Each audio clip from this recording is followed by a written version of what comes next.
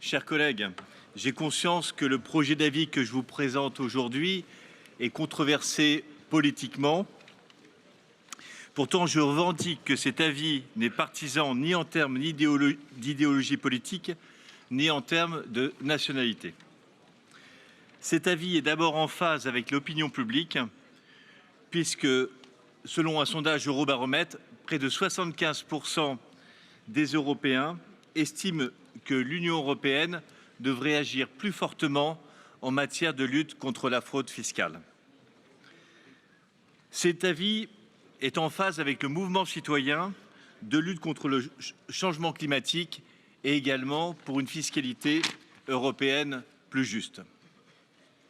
Cet avis est ensuite en phase avec la position des grandes familles politiques pendant les élections européennes, que ce soit le PPE, le PSE, les Verts et les libéraux, puisqu'en particulier le Spitzenkandidat, le candidat chef de file du Parti populaire européen allemand, a déclaré qu'il fallait que l'Union européenne prenne plus de décisions à la majorité qualifiée et que la prochaine mandature devrait enfin parvenir à faire payer aux GAFA, Google, Amazon, Facebook et Apple, une juste imposition.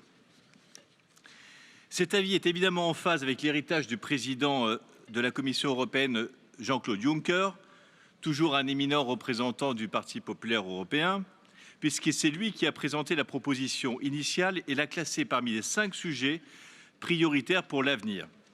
M. Juncker a relevé la nécessité d'une fiscalité juste et moderne, adaptée aux défis de l'économie numérique et assurant des conditions de concurrence équitables aux géants de l'Internet, aux plateformes de marchandises en ligne et aux entreprises locales.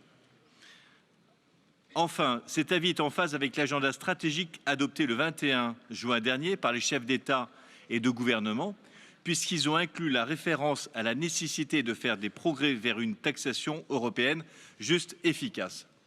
Donc j'espère, chers collègues, que les dépositaires des amendements, et en particulier notre collègue et ami M. Morphy, seront en phase dans les votes d'aujourd'hui avec les positions du leadership PPE européen, de la Commission européenne, du Conseil européen et de l'opinion publique, et que l'amendement numéro 1 en particulier sera immédiatement rejeté.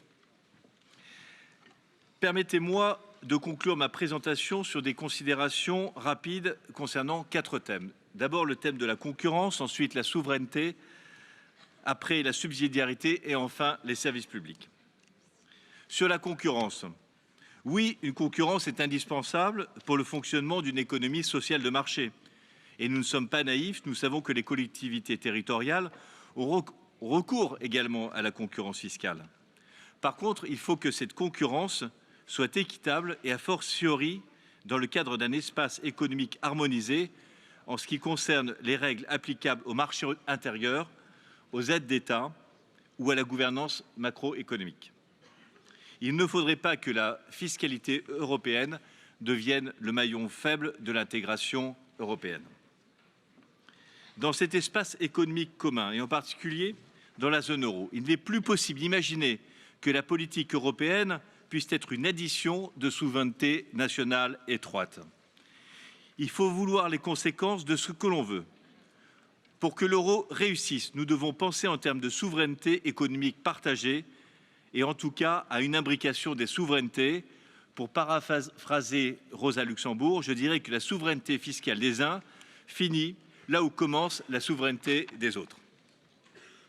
En ce qui concerne la subsidiarité, je rappelle que la proposition de la Commission ne vise pas à attribuer de nouvelles compétences à l'Union européenne.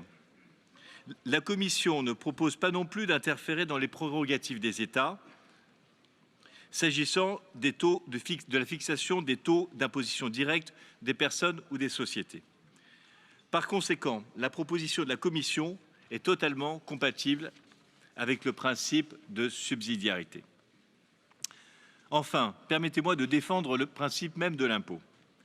Certes, les impôts ne sont jamais populaires, mais il est toujours utile de souligner que seules les recettes fiscales collectées pleinement et efficacement permettent aux États et aux collectivités territoriales et indirectement à l'Union européenne de fournir, entre autres, des services publics de qualité, notamment en matière d'éducation, de santé et de logement abordables, de sécurité, de lutte contre le changement climatique et de financement de la mise en œuvre des objectifs de développement durable.